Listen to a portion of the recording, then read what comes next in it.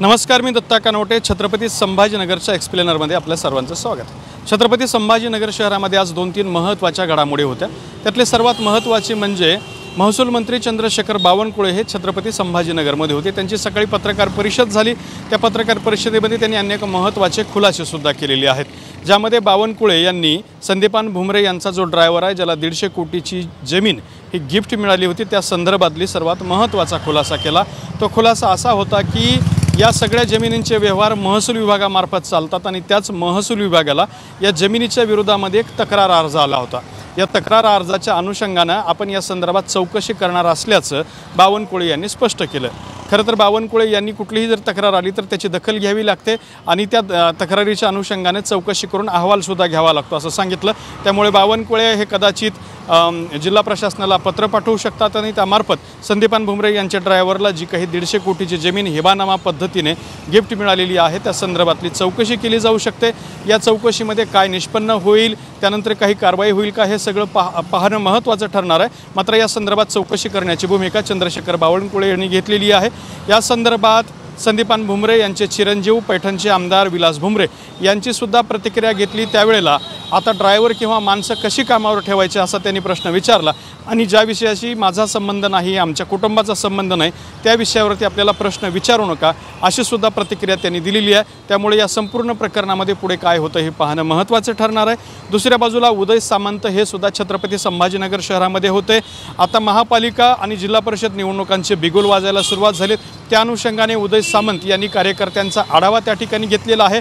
उदय सामंत यांनी छत्रपती संभाजीनगर शहरातल्या एका पंचतारांकित हॉटेलमध्ये हे सगळे जालना आणि छत्रपती संभाजीनगर जिल्ह्यातले प्रमुख पदाधिकारी बोलवले, त्यांच्यासोबत बैठक घेतली, त्यांचे मुद्दे समजून घेतले आणि त्यांना सुद्धा काही नवीन गोष्टी ज्या आहेत ते सांगितलेले आहेत. थोडक्यात काय तर शिंदे गट शिवसेना हे महापालिका आणि जिल्हा परिषद निवडणुकीच्या पार्श्वभूमीवरती कामाला लागल्याचं पाहायला मिळतंय.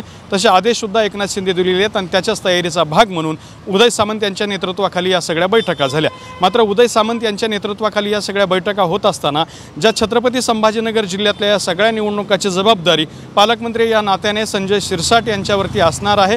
ते संजय शिरसाट मात्र या बैठकांना गैरहजर होते. या संदर्भात उदय सामंत यांना विचारला असता संजय शिरसाट यांनी मुख्यमंत्र्यांची परवानगी घेतल्याचं स्पष्ट केलेलं आहे. मात्र संजय शिरसाट या बैठकीला का उपस्थित नव्हते यावरून साहजिकच प्रश्न उपस्थित झालेले आहेत. दुसऱ्या बाजूला गवित यांनी शिंदे गटांच्या आमदारांची मस्ती उतरवली पाहिजे असं वक्तव्य केलं होतं. त्याला उत्तर देताना उदय सामंत यांनी सुद्धा गर्भित इशारा दिलेला आहे की ताकदीनं उठाव आम्ही केलेला आहे, आम्ही उठाव करू शकतो हे त्यांना माहिती आहे. त्यामुळे बोलताना थोडंसं जपून बोलावं अशा स्वरूपाचं वक्तव्य जे आहे ते उदय सामंत यांनी केलेलं आहे.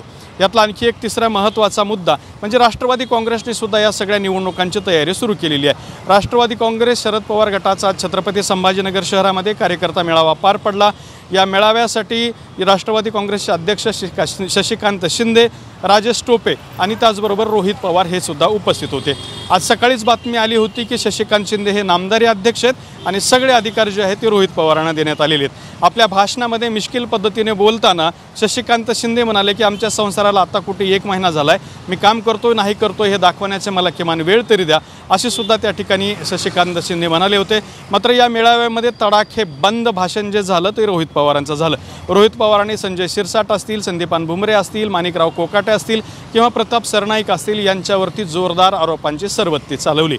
यामध्ये रोहित पवार यांनी रॅपिडोचं सुद्धा प्रकरण समोर आलं.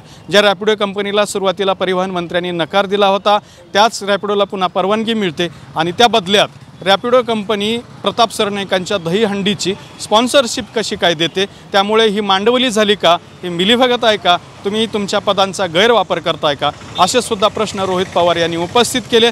त्यामुळे सुद्धा सरकारवरती या ठिकाणी त्यांनी आपल्या आरोपांची फैरी जी आहे ते झाडल्याचं पाहायला मिळालं. रोहित पवार, शशिकांत शिंदे यांच्या या कार्यकर्ता मेळाव्याला राष्ट्रवादी काँग्रेसच्या पदाधिकाऱ्यांची मोठी गर्दी झाली होती. मात्र ही सगळी तयारी केल्यानंतर सुद्धा येणाऱ्या जिल्हा परिषद आणि महापालिका निवडणुकांमध्ये राष्ट्रवादी काँग्रेसला कशा यश मिळतंय हे पाहणं महत्त्वाचं ठरणार आहे. दत्ता कानवटे, TV9 मराठी, छत्रपती संभाजीनगर.